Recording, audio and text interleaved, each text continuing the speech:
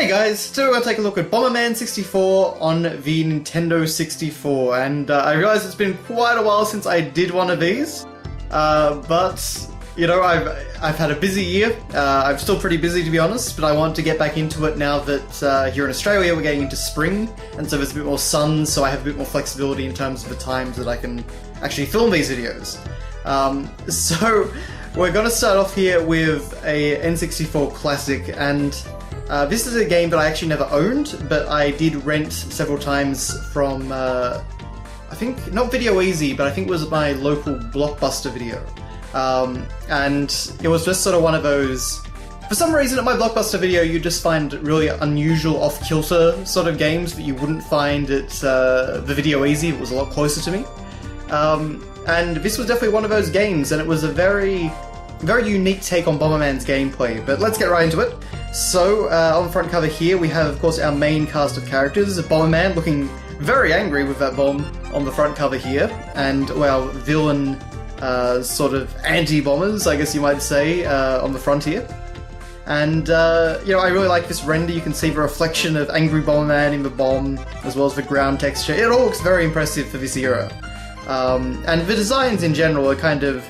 They strike a good balance between, like, cute and, you know, cool in a chibi sort of way. And, of course, you can even see there's detail on the logo with the same sort of reflection. It's just a very nicely done box. This is the Australian version, which is why we have a G-rated sticker here. But, of course, it's a G-rated sticker over the top of what I believe to be the American rating. So, that tended to happen a lot here in Australia. We wouldn't actually get our own unique boxes, it was just a sticker over the top. Of course, that means it's a PAL version. This game has both a single-player campaign and a very in-depth suite of multiplayer features, which were a lot of fun back in the day. And of course, you can use the controller pack to save game data. It says that you need it to save game data, but I don't have one, and the game saves just fine for me, so I'm not really sure what that's all about. But anyway. On the side here, as is N64 game fashion, we have all these different images and colours. So one of the giant fish bosses gets a nice CG render up there. A different boss, a robot boss, gets a good CG render up there. And you can see, I love Bomberman actually squaring off against it like that. Over here, yet another boss. Looking pretty creepy just there. For Bomberman particularly. And then of course, up the top here, we have the first boss in the game, which is a dragon boss, and so that's, again, all really nice CG renders. Hudson obviously did a great job.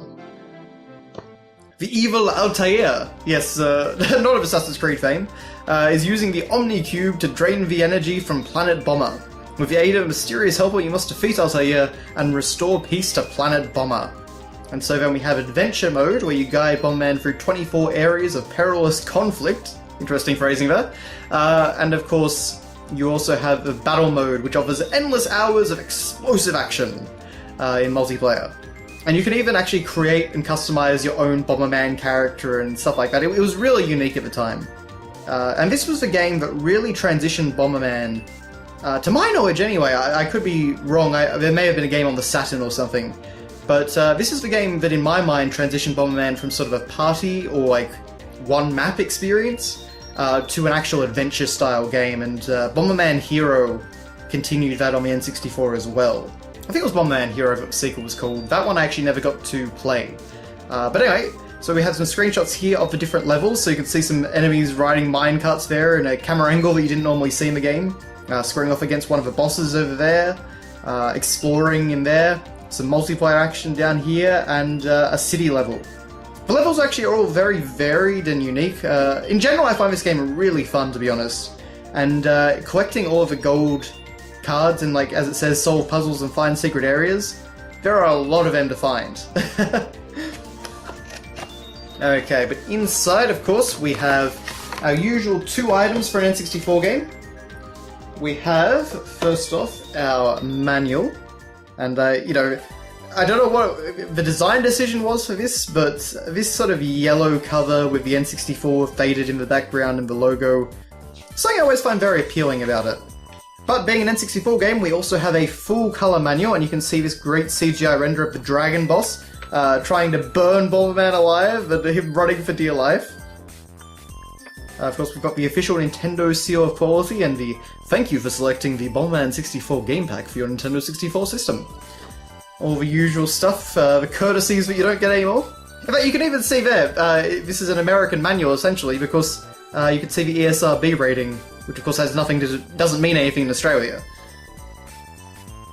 Okay, the usual controller page with a giant close-up of angry Bomberman there. Slightly terrifying. We've got, I don't think that's not Altair, that's the helper character whose name honestly escapes me. I'm sure we'll see it in a moment. Sirius? Something like that. And him looking pretty cool there, along with Bomberman on the other side. We get a map of the game world in the background of this page, which is pretty cool, and you can see a hand-drawn version of a polygonal game world map, which is pretty cool. And of course you have 5 different worlds, and they're all chained up to the last world. Of course, if you get 100% completion, you also do unlock a whole nother world and a secret boss, and there is actually a narrative in this game, which is interesting. You kind of have to seek it out to really get much out of it, but, you know, I applaud the attempt at least. There's that hand-drawn world map again, which is looking very nice in the background. Okay, so we get on to our story and characters, so it's basically just what I read out before. Like, Bomberman was stunned as there was nothing he could do to stop the large ship. Then Sirius, a mysterious helper, appeared in front of him. What is waiting for Bomberman? Who is Sirius, a mysterious helper? Unless Bomberman destroys the enemies, there will be no peace on Planet Bomber. You wouldn't think there'd be much peace on a place called Planet Bomber in general, would you? But, for some reason, all the Bomberman people are just very peaceful, they just really like explosives. Planet of pyromaniacs, I guess. But yeah, so we have Sirius there, a mysterious warrior who tests Bomberman's skill. The bomb kick and bomb throw are his standard attacks, and that's 2 of the new abilities in this game. Well, the bomb kick is anyway, to my knowledge.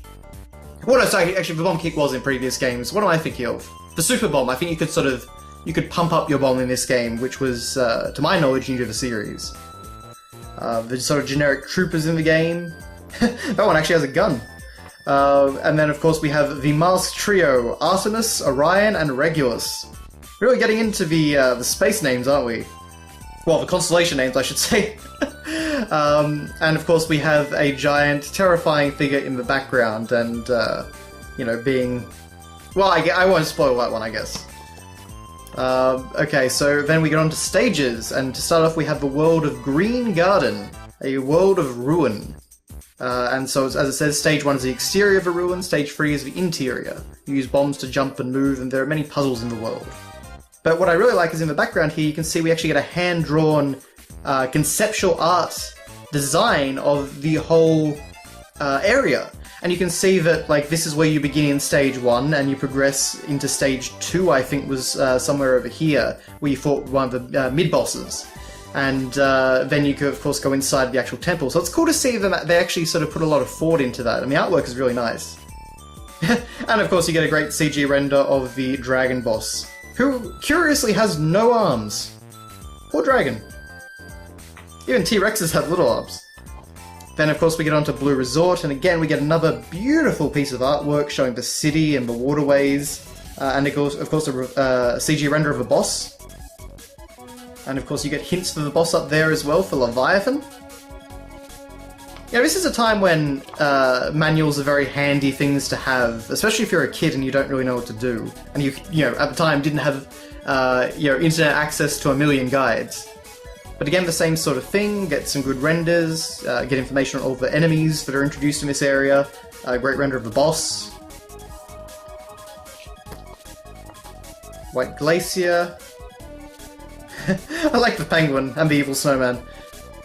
The boss here is slightly terrifying. As you can see, it is like a sharp, pointy spider made of ice, so named Mantis. And of course, then Black Fortress, which is the giant flying fortress that has attacked Planet Bomber. And of course, Cerberus is the... again, a very impressive render for this era. All this stuff looks really nice. Okay, and then we get on to the multiplayer stuff, so we can see Bomberman carrying a giant bomb above him, which is fun. Yeah, all pretty usual stuff, as you'd expect from a manual. Ghost provides fun. So, of course, a ghost can be well, it's a dead Bomberman character, and you can still interact and cause chaos.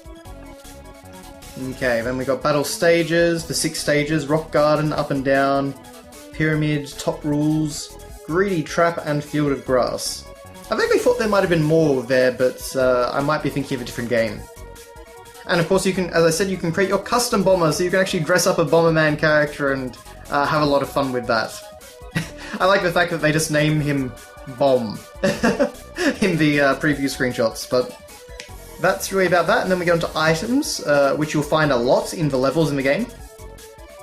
All the different cards and collectibles and things. The skull. Item for sick. Item for sick. Okay, I don't know what they've, what happened there. Item for sick people? But anyway, that's a little bit of a weird one. And then finally we get another shot of that cool looking dragon, shooting out fire, and Bomberman just standing in midair. And of course the Nintendo Authorized Repair Center, which was completely useless if you had a problem in Australia, just to point out. But as I say, that's just the way it used to go here. Okay. And finally then, we have our cartridge in its little cardboard holder. And of course we've got this great render from the front cover again of Bomberman, his reflection on a bomb, looking very angry at the camera and slightly in front of the logo. All very nice and stylishly designed. And you can see at some point this game was purchased from a shop called Cashwise. The actual information is blacked out, although it looks like that says $80. Yeah, I can see that just underneath, $80. Which, honestly, I don't know when this was purchased from there. That certainly wasn't me that purchased it from there. But if that was at the time, that's probably not too bad a price in Australia. But anyway, we've got a phone number there, and Cashwise Miranda. Interesting. Anyway, that is your look at Bomberman 64 on the Nintendo 64. It's one of the nice things about Nintendo 64 games. They all really... It's very easy to classify them. You're not ever wondering what system they were on or anything like that. It's always 64 this and 64 that. But, as I say, it's a really fun game in my opinion, both by yourself and with friends. It really finds a great balance. So, if you've never played a Bomberman game before and would like to actually get started, I do think that this is a great entry point. It certainly was my entry point anyway. But that's all from me, so thank you guys very much for watching. Hopefully I'll see you soon with more videos. And we just recently passed 3,400 or 3,400 subscribers, which is mind-boggling to me considering I haven't been putting up content for most of this year at least. So I very much appreciate that. If you're new here, then thank you very much for subscribing and sticking around. Hopefully I can get some more videos out, and hopefully we can keep the channel alive. I'm definitely not giving up or stopping or anything like that. It's just a matter of time, lack of time, to be honest. Alright guys, thank you very much, and I'll see you next time.